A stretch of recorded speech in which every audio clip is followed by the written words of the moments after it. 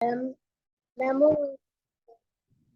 नमो वज्रायाणम नमो लोय सव्यसाहुलम ऐसो मंच नमो यारो सव पाव परास्नो मंगलारंच सव्य सिंह कर्मम होवी मंगलम चट्टारी मंगलम अरिहंता मंगलम सिद्धा मंगलम साहु मंगलम केवली पंडितो धम्मो मंगलम चट्टारी लोकोत्तमा अरिहंता लोकोत्तमा सिद्धा लोकोत्तमा साहु लोकोत्तमा केवली पंडितो धम्मो लोकोत्तमा चट्टारी शरणं प्रव्रजामि अरिहन्ते शरणं प्रव्रजामि सिद्धे शरणं प्रव्रजामि साहु शरणं प्रव्रजामि केवली पंडितम धम्मम शरणं प्रव्रजामि केवली पंडितम धम्मम शरणम पव्वजामि। पव्वजामि नहीं, पव्वजामि। हाँ, यश क्या हुआ?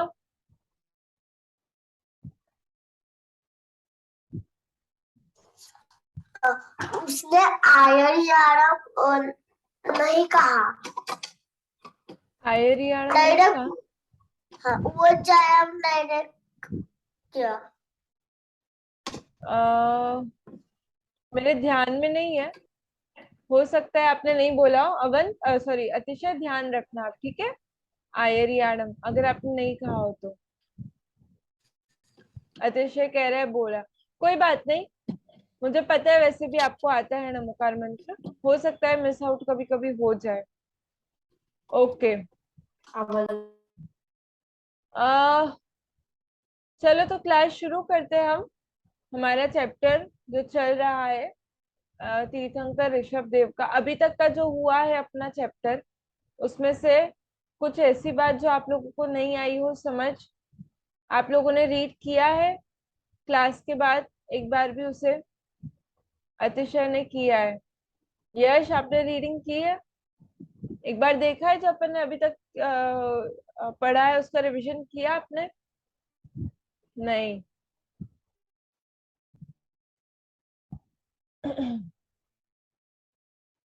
रिवीजन की है। किया है तो कोई डाउट है आप लोगों को? नहीं। अवन, आप पढ़ के आए हो चैप्टर? अवंत दीदी पास भी नहीं आएगी, उसके एग्जाम हो रहे हैं। हाँ हाँ, उसने बताया था, कोई बात नहीं, ठीक है। तो आप लोगों को डाउट नहीं है तो मैं पूछूं आप लोगों से फिर क्वेश्चन? बताओगे आप लोग? हाँ अवन, आप वीडियो ऑफ कर लो तो आपकी आवाज ब्रेक नहीं होगी।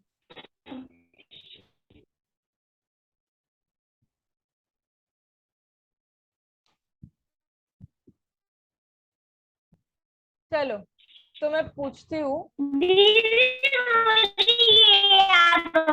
मेरा धाम। दीदी हाँ, आवाज एको होती है। मेरा धाम, आने दो उसे।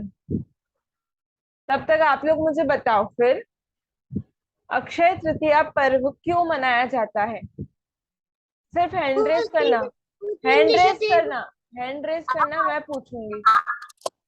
हैंड रेस करना, मैं पूछूंगी। अतिशा ने पहले हैंड रेस किया, चलो बोलो अतिशा। हम अक्षय तीज इसलिए मनाते हैं क्योंकि उस दिन ऋषभदेव भगवान का जन्मदिन होता है। अच्छा, ऋषभदेव भगवान का जन्म होता है उस दिन।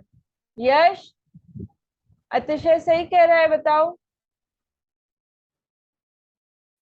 उनको आहार मिला। आहार मिला कि पहली बार आहार मिला? पहली बार आहार मिला। तो जिस दिन जन्म हुआ उसको अक्षय तृतीया पर्व नहीं कहते? नहीं। नहीं, आप सही हो यश। अतिशय, जिस दिन भगवान का जन्म हुआ, जिस दिन ऋषभदेव, बालक ऋषभदेव का जन्म हुआ, वो तो जन्म कल्याणक था, लेकिन जिस दिन उनका पहला आहार दान उनको मिला, उस दिन अक्षय तृतीया पर्व, उस दिन से अक्षय तृतीया पर्व मनाया जाता है ना? कंफ्यूज नहीं होना है, जो पढ़ रहे अपन ध्यान से पढ़ो, है ना। अक्षय तृतीया पर्व क्यों? क्योंकि उस दिन ऋषभदेव मुनिराज को सबसे पहली बार राजा श्रेयांस ने हस्तिनापुर में गन्ने के रस का प्रथम आहार दिया था। इसलिए उस दिन अक्षय तृतीया के रूप में, पर्व के रूप में उसको मनाते हैं हम आज तक, है ना। जब आदिनाथ भगवान कौन से पहले तीर्थंकर थे, उस समय से लेके आज तक अपन वो त्योहार मनाते आ रहे, वो पर्व मनाते आ रहे हैं। ओके, ठीक है। अब देखो,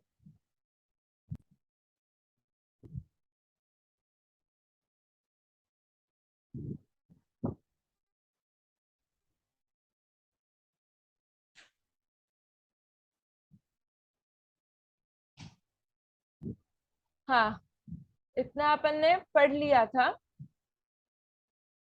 मैं फिर से पढ़ती हूँ ये पूरा। अंत में वैशाख सुदी तीज के दिन, ये डेट आप लोगों को याद रखनी है। अक्षय तृतीया की क्या डेट है? वैशाख सुदी तीज। उस दिन ऋषभ मुनिराज हस्तिनापुर पधारे। मुनिराज को देखते ही वहां के राजकुमार श्रेयांस को बड़ा भारी आनंद हुआ और पूर्व भव का ज्ञान हो गया। उन्हें मालूम पड़ा कि इन्हीं भगवान के साथ 8 भव पूर्व मैंने मुनियों को आहारदान दिया था। बस यह याद आते ही बड़ी भक्ति के साथ उन्होंने मुनिराज का आह्वान किया और मन वचन काय की शुद्धि पूर्वक नवदा भक्ति के साथ गन्ने के रस से भगवान का पारणा कराया। मुनि होने के बाद भगवान ने यह पहली भी बार आहार लिया था, इसलिए अतः यह देखकर सभी लोग बहुत आनंदित हुए।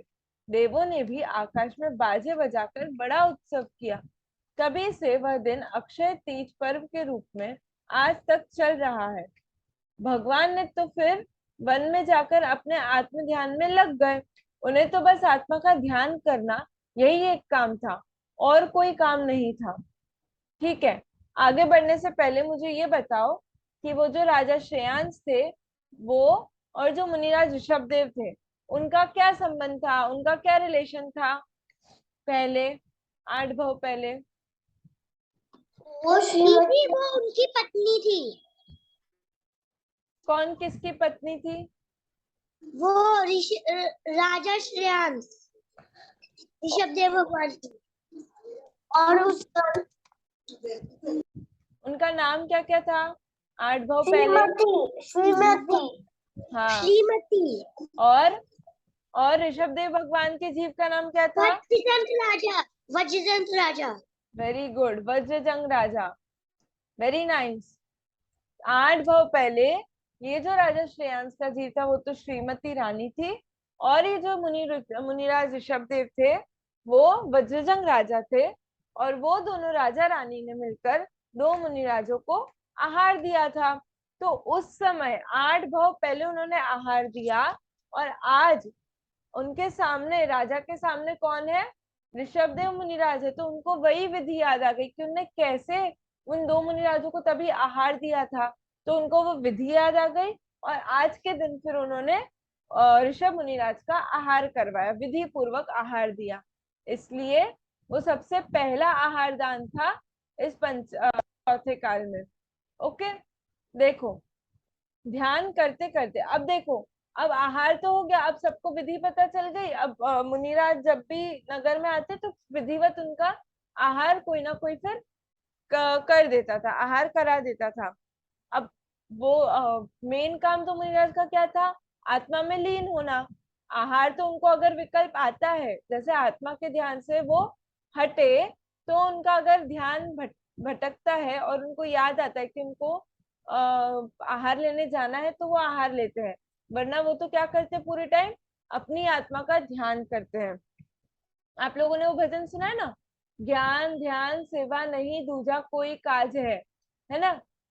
आ, आ, मैं अरिहंत देव, मैं श्री मुनिराज की शरण में मैं महापुण्य उदय से जिन धर्म पा गया। ये भजन याद है आप लोगों को? मैं महापुण्य उदय से जिन धर्म पा गया, मैं महापुण्य उदय से जिन धर्म पा गया। तो इसमें एक पैराग्राफ है मुनिराज का, तो उसमें एक लाइन आती है, ज्ञान ध्यान सेवा नहीं दूजा कोई काज है। ज्ञान ध्यान, है ना, आत्मा का ध्यान करने के अलावा उनको कोई दूसरा काम नहीं है, उनका तो एक ही काम है, क्या, बस आत्मा का ध्यान करना। तो देखो अब मुनिराज का आहार हो गया, सबको सब पता चल गया, विधि पता चल गई, और मुनिराज अपनी आत्मा में लीन हो गए फिर से। अब देखो क्या है आगे। ध्यान करते करते प्रयाग क्षेत्र में भगवान को केवल ज्ञान हुआ, तब वहां बड़ा भारी उत्सव हुआ। तो एक दिन क्या हुआ कि वो इतने आत्मा में लीन हो गए, इतने मग्न हो गए, 48 मिनट्स तक लगातार वो अपनी आत्मा में लीन हो गए, जिस कारण से उनको क्या हो गया, केवल ज्ञान हो गया। केवल ज्ञान, अभी तक तो वो क्या थे, मुनिराज थे, कौन से परमेष्टि थे, साधु परमेष्टि थे, और अब उनको केवल ज्ञान हुआ तो कौन से परमेष्टि हो गए वो आचार्य नहीं, अरिहंत परमेष्टि। अतिशय अरिहंत परमेष्टि कह रहा है। बाकी सब बताओ कौन से परमेष्टि बन गए वो केवल ज्ञान हुआ तो। अरिहंत तो अरिहंत, अरिहंत, अरिहंत सही है। केवल ज्ञान हुआ मतलब अरिहंत परमेष्टि बन गए वो, वेरी गुड। आई फर्स्ट, क्या, I am first. I am first. अच्छी बात है, ऐसे ही आप लोग ध्यान से सुनो और आंसर्स दो, तो मुझे भी पता चलता रहेगा कि आप लोग कितना समझ आ रहा है। Very nice. तो देखो, ध्यान करते करते प्रयाग क्षेत्र में केवल भगवान को केवल ज्ञान हुआ, तब वहां बड़ा भारी उत्सव हुआ। तब भी बहुत उत्सव हुआ, लोग भी बहुत खुश केवल हुए। ज्ञान क्या होता है? केवल ज्ञान मतलब पूरा ज्ञान, ऐसा ज्ञान जिसमें आपको सबके बारे में सब कुछ पता चल रहा है। मतलब अभी मुझे, जब मैं अतिशय को देख रही हूँ तब मैं यश को नहीं देखती हूँ, जब मैं यश को देखती हूँ तब मैं अवंत को नहीं देख रही हूँ, जब मैं आप लोगों को देखती हूँ तब मैं जो लेटर्स है वो नहीं देख रही। लेकिन जो भगवान है वो तो सबको एक साथ देख सकते हैं, एक ही टाइम पे। और तो और, मैं तो अभी आप लोगों को देख रही हूँ, क्लास के बाद तो मुझे आप लोग दिखोगे नहीं, और ना मुझे क्लास के पहले आप लोग क्या कर रहे थे वो भी नहीं दिख रहा था। लेकिन भगवान को तो सब दिखता है, पास्ट का भी पता चलता है, प्रेजेंट में क्या चल रहा है वो भी पता चलता है, और फ्यूचर में, है ना, पास्ट प्रेजेंट फ्यूचर, भूतकाल वर्तमान काल और भविष्य काल, आगे पीछे सब उनको एक साथ, सबके बारे में एक साथ पता चलता है। मतलब जैसे अभी अपन अभी क्लास में अपन कितने लोग हैं, फॉर एग्जाम्पल अभी देखो, अपन 5 लोग हैं, है ना, तो टोटल 5 लोग हैं। अभी क्लास के पहले अपन पांचों लोग अलग अलग काम कर रहे थे, अभी क्लास में अपन प्रेजेंट में बैठे हैं, तो क्या मैं बोल रही हूँ आप लोग सुन रहे हो, और क्लास के बाद सब फिर से अलग अलग काम करने, कोई होमवर्क करने लग जाएगा, कोई दूध पिएगा, कोई सो जाएगा, कोई खेलेगा, कोई बात करेगा, है ना, अलग अलग काम में लग जाएंगे सब लोग, और फिर सो जाएंगे। तो अभी जो क्लास के पहले का टाइम था वो तो क्या था, पास्ट था। अभी जो क्लास चल रही है वो क्या है, प्रेजेंट है, और क्लास खत्म होने के बाद जो अपन करेंगे वो होगा फ्यूचर। फ्यूचर। तो जो केवल केवली भगवान है ना, वो पास्ट प्रेजेंट एंड फ्यूचर अपन सबका, अकेला अपन 5 का नहीं, जितने जीव है, अकेले जीव नहीं, जितने भी 6 द्रव्य ना, जीव पुद्गल धर्म धर्म आकाश काल, ये पूरा विश्व किससे बना है, 6 द्रव्यों से। तो ये 6 द्रव्यों के पास्ट प्रेजेंट और फ्यूचर की सब चीजों को एक साथ जानते हैं, एक साथ, एक साथ, समझ आ रहा है आप लोगों को। अभी जैसे अपन क्या है, एक दूसरे को, मतलब एक को देखते हैं तो दूसरे को नहीं देख पाते, पर वो तो एक साथ मुझे भी देख रहे हैं, यश को भी देख रहे हैं, अतिशय को भी देख रहे हैं, अवंत को भी देख रहे हैं, स्वयं को भी देख रहे हैं, और वो ये भी देख रहे हैं एक साथ कि अभी अपन बाद में क्या करेंगे, और अपन पहले क्या कर रहे थे और अभी क्या कर रहे हैं, सब वो जानते हैं, सब कुछ। तो ऐसे ज्ञान को जिसमें अपन 3 लोग 3 काल के, मतलब सब कुछ जानते हो, सब पर्यायों को, सब गुणों को, सब द्रव्यों को, सब पर्यायों को एक साथ जानते हो, उसको क्या कहते हैं, केवल ज्ञान कहते हैं। इतना आप लोगों को एक मोटा मोटा अंदाजा आया कि केवल ज्ञान क्या होता है ना। जिसमें सब कुछ जान सके एक साथ, उसको कहते हैं केवल ज्ञान। जिसको समझ नहीं आया वो हैंड रेज करो। जिसको समझ नहीं आया वो हैंड रेज करो। केवल ज्ञान। यश को नहीं आया? यश आया कि नहीं? मुझे समझ नहीं आ रहा है। आ गया समझ? नहीं आया? और किसको नहीं आया समझ बाकी? अच्छा, यश को कौन समझाएगा? चलो स्वयंभू को चांस देते हैं। बोलो स्वयंभू। क्या समझाना है? केवल ज्ञान। अभी जो मैंने केवल ज्ञान समझाया ना, वो आप अपने लैंग्वेज में समझाओ जो आपको समझ आया हो। यश, आपको बताना है हाँ, आपको समझ आया कि नहीं फिर। बोलो स्वयंभू। क्या क्या समझाना है? केवल ज्ञान। उसमें क्या समझाना है? अच्छा, उसमें क्या? अरे उसमें आपको ये समझाना है कि केवल ज्ञान में अपन कैसे जानते हैं सब कुछ, वो।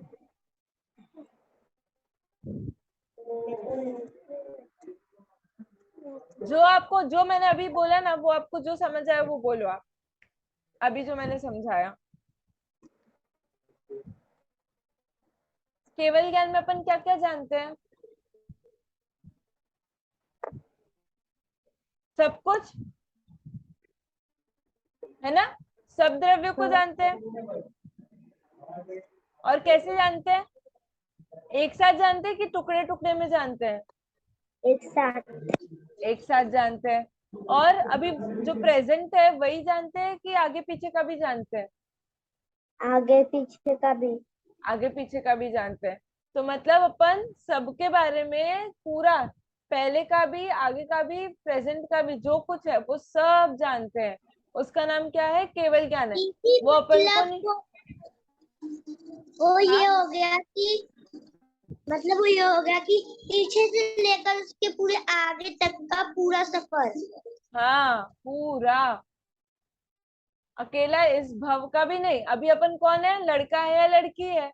अकेला ये भी नहीं। इसके पहले अपन क्या थे वो भी जानते हैं। इसके बाद और अपन क्या बनेंगे, वो सब। 3 बहुत। करोड़ साल पहले का भी।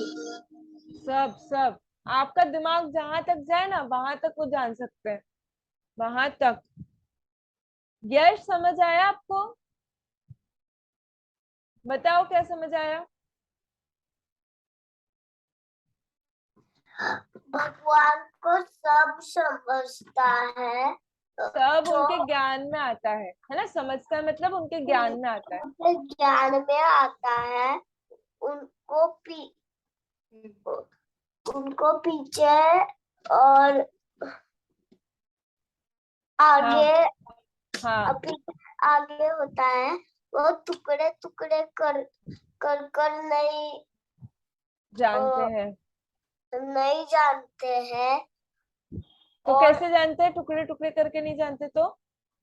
अ, ए, एक अ, एक एक साथ। ही जानते हैं। और किस किस के बारे में जानते हैं? सबके और बारे में मतलब सब द्रव्यों के बारे में, है ना? सब सब द्रव्यों। द्रव्यों के बारे में। हाँ, ठीक है। समझ आया केवल ज्ञान? Okay, thumbs up.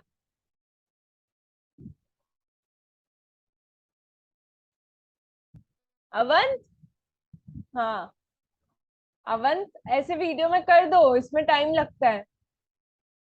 ठीक है, चलो आगे बढ़ते हैं। तो केवल ज्ञान हुआ, तब वहां बड़ा भारी उत्सव हुआ।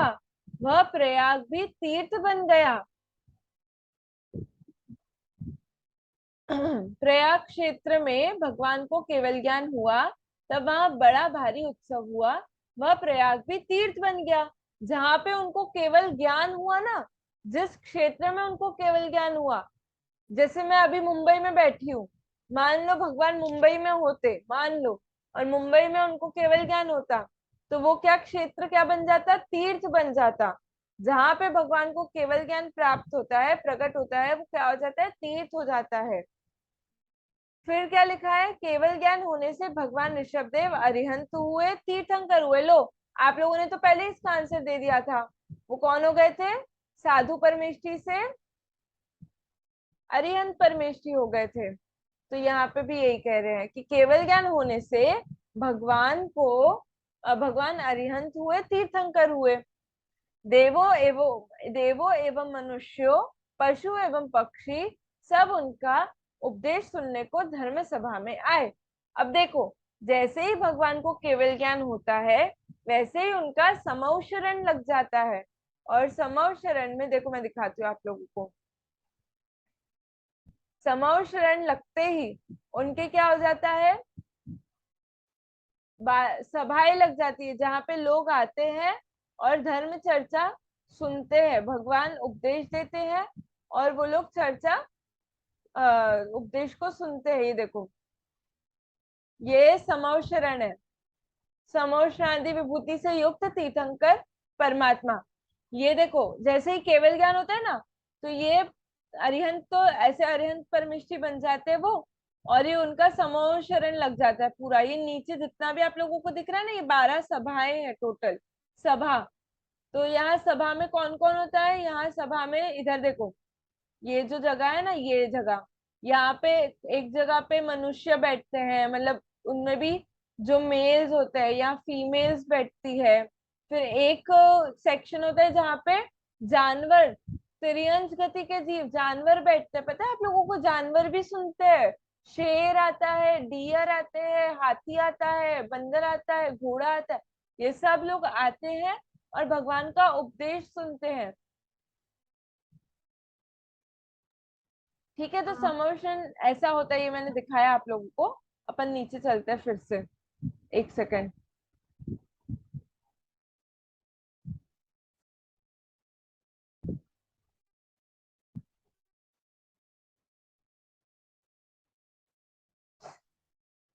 हाँ, तो केवल ज्ञान होने से भगवान ऋषभदेव अरिहंत तीर्थंकर हुए। देव, देव आते हैं, मनुष्य आते हैं, तिर्यंच आते हैं। पशु मतलब एनिमल्स और पक्षी मतलब बर्ड्स। ठीक है, पशु मतलब एनिमल्स और पक्षी मतलब बर्ड्स। तो देवों और मनुष्यों, पशु एवं पक्षी, सब उनका उपदेश सुनने को धर्म सभा में आए। भगवान ने जैन धर्म का उपदेश दिया। आत्मा का अब दिव्य ध्वनि खिड़ती है ना तीर्थंकर के, अपन ने डेफिनेशन में देखा था। जो जिनके क्या है डेफिनेशन, बताओ, डेफिनेशन बताओ तीर्थंकर की। हाँ वंश। जो दिव्य पुरुष वर्षों तक धर्म का उपदेश देते हैं तथा समझदार आदि विभूति से युक्त होते हैं, उनके तीर्थंकर नाम का महापुण्य होता है, उन्हें तीर्थंकर कहते हैं। वाओ वाओ, वेरी नाइस, बहुत अच्छे से सुनाया। हाँ, तो जिनकी दिव्य ध्वनि खिलती है वो कौन होते हैं, तीर्थंकर होते हैं। तो दिव्य ध्वनि खिलना मतलब क्या होता है, कि भगवान तो ऐसे आत्मा में लीन रहते हैं और उनके सर्वांग से ओम करके एक ध्वनि, ध्वनि मतलब साउंड निकलता है। और उस साउंड में जैसे ही लोग सुनते हैं, तो उनको अपनी अपनी भाषा में जो भगवान उपदेश दे रहे हैं वो समझ आता है। तो उपदेश किसका देते हैं, वो उपदेश देते हैं जैन धर्म का। वो आत्मा के स्वरूप का उपदेश देते हैं। वो सम्यक दर्शन ज्ञान चारित्र का उपदेश देते हैं। भगवान ने जैन धर्म का उपदेश दिया, आत्मा का स्वरूप समझाया और सम्यक दर्शन ज्ञान चारित्र का बोध दिया। यह सुनकर सभी जीवों में अपार हर्ष हुआ। लोग, जितने भी लोग थे, आत्मा की बात सुन के, मेरी बात सुन के उनको इतनी खुशी हुई, बहुत खुशी हुई। अनेक जीवों ने आत्मा को समझा, उसका स्वरूप समझा। अनेक जीव दीक्षा लेकर मुनि हुए। कितने जीव तो सुन, बहुत सारे लोग आते हैं, करोड़ों जीव आते हैं, उसमें से कुछ ने तो आत्मा का स्वरूप को समझा, सुनकर समझा। कुछ ने सुना, समझा और उसको धारण किया और क्या हुए, मुनि दीक्षा अंगीकार कर ली, मुनि बन गए। और अनेक जीवों ने मोक्ष प्राप्त किया। आप लोग को पता है, भगवान तो अरिहंत बन गए, लेकिन उनके पहले भी, उनके पहले उनका उपदेश सुनकर बहुत सारे जीव ऐसे थे जो सिद्ध बन गए उनके पहले। अरिहंत तो पहले वो बने, लेकिन अरिहंत भगवान भगवान बनने के बाद उनका उपदेश सुना, और उनका उपदेश सुनकर बहुत सारे जीवों ने अपनी आत्मा का ध्यान किया, केवल ज्ञान प्राप्त किया, और वो सीधा सिद्ध बन गए, मोक्ष प्राप्त कर लिया। भगवान के सभी पुत्र भी मोक्षगामी हुए। उनके कितने पुत्र थे? पुत्र पुत्र कितने थे? बोलो। 101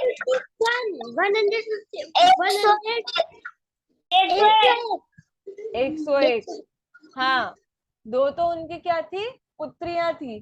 तो जो लड़कियां होती है वो तो मोक्ष नहीं जाती उस भाव में, जो पुरुष होते हैं वही मोक्ष जाते हैं। तो उनके 101 पुत्र थे और सबके सब मोक्ष गए। और तो और आप लोग को पता है क्या, वो 4 एनिमल्स याद है आप लोग को? 4 एनिमल्स 8वें भाव में, वो 4 एनिमल्स कौन कौन? सिंह, नेवला, बंदर और सुअर, ये 4 एनिमल्स थे। और वो चारों एनिमल्स भी इसी भाव में किसके पुत्र हुए? ऋषभदेव भगवान के पुत्र हुए, और उनको भी मोक्ष हो गया। बताओ। और उनने क्या काम किया था? उनने सिर्फ अनुमोदना की थी। उन्होंने ये देखा था कि ये आहार दे रहे हैं और ये बहुत अच्छा काम कर रहे हैं, बस इतना उन्होंने सोचा, और वो बहुत खुश हुए। और इस कारण से उनके देखो कितना पुण्य बंधा कि उनको वो ऋषभदेव राजा ऋषभदेव के पुत्र हुए और उसी भाव में मोक्ष गए। तो इसलिए अपन को हमेशा अच्छे कामों की क्या करनी चाहिए? अनुमोदना करनी चाहिए। भले आप वो काम नहीं कर पा रहे हो तो भी, कोई अगर कर रहा हो तो उसकी अनुमोदना करनी चाहिए। करेंगे अपन अनुमोदना? करेंगे अपन, है ना? हाँ, बस अतिशय ही करेगा अनुमोदना, और कोई नहीं करेगा। यश करेगा, अवंत करेगा, स्वयंभू नहीं करेगा। स्वयंभू आप बहुत स्लो हो, मैं पूछती हूँ और उसके बाद आप बहुत टाइम बाद आंसर देते हो। ऐसे क्विक होने का, फास्ट आंसर देने का। अतिशय कैसे फटाफट अनम्यूट करता है, यश कैसे करता है, अवंत भी थोड़ा स्लो है, उसको भी मैंने बोला है थोड़ा फास्ट फास्ट करने का, वरना आप लोग तो ऐसे पीछे रह जाओगे। फिर सब आंसर्स तो यही बोल देते हैं, फिर मुझे कैसे पता चलेगा आप लोग को आता है कि नहीं? अब करोगे? ठीक है। आप लोगों को मेरी कोई बात का बुरा लगे ना तो मुझे बोल देना, और बुरा मत मानना, है ना? कोई भी बात का बुरा लगे तो, क्योंकि मैं तो आपके अच्छे के लिए ही बोलती हूँ। और अगर लग भी जाए तो मुझे बोल देना, है ना? कोई बात नहीं। चलो देखो, भगवान के सभी पुत्र भी मोक्षगामी हुए। मोक्षगामी मतलब मोक्ष में गमन करने वाले, मोक्ष जाने वाले। सब पुत्र, उनके 101 पुत्र थे, सबके सब मोक्ष गए। और फिर